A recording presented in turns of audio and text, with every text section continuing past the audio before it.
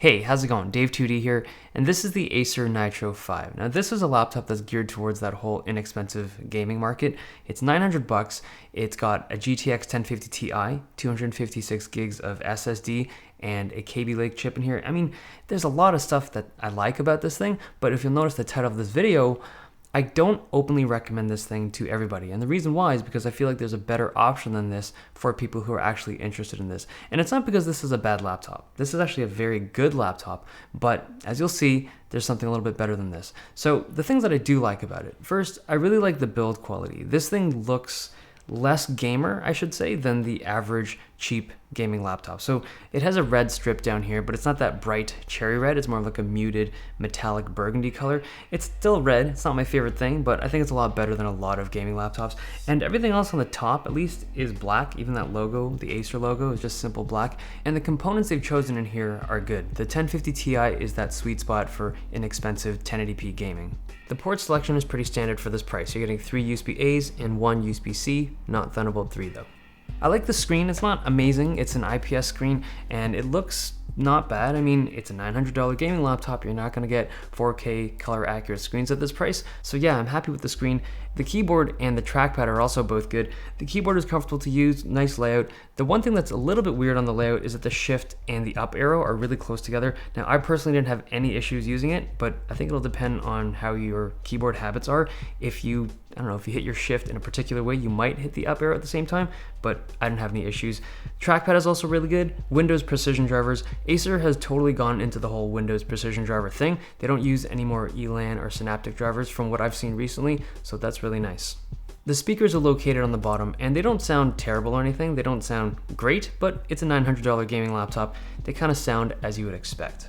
The build quality on the Nitro 5 is good. It's got a metal top panel, but everything else is plastic, including the bottom panel, but all the plastic parts feel good. There's access to the 2.5-inch SATA drive and the RAM slots through some hatches, but if you want to go deeper, you can remove the whole panel. The battery's down here. It's a 48 watt-hour battery, and I'm getting a little bit less than 4 hours of battery life, and that's with screen at 250 nits, so depending on what you do, you'll be around there.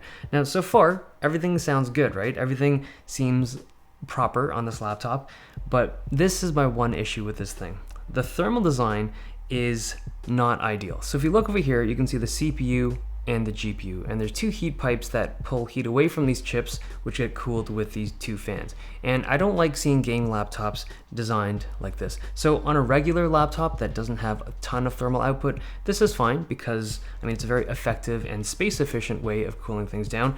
But on a gaming laptop with the GTX 1050 Ti, this is not ideal. And what ends up happening is that the heat from the CPU has to travel along this pipe past the GPU before it can get cooled by the 2 fans. And if you use your laptop for a really long time, the CPU builds up heat.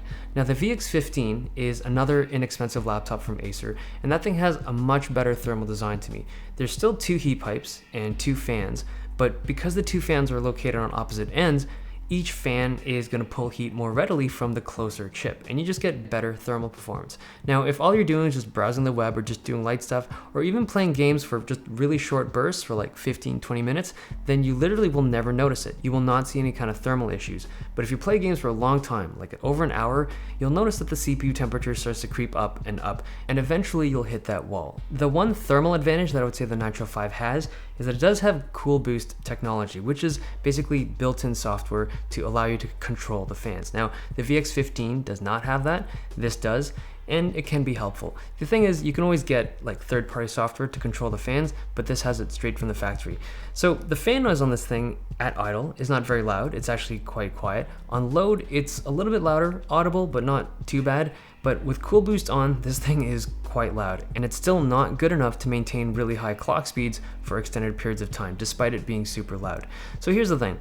For $900, the market is very competitive right now. There's a lot of good options to choose from. The VX15, the Dell 7567, the upcoming 7577, this thing, the Nitro 5, they're all like kind of in that market. So if you're going to make a laptop that competes with this stuff, if you're going to spend the time and the resources like Acer did to make the Nitro 5 a brand new laptop, why not make it something just more different? There's nothing about this thing that makes it a compelling purchase.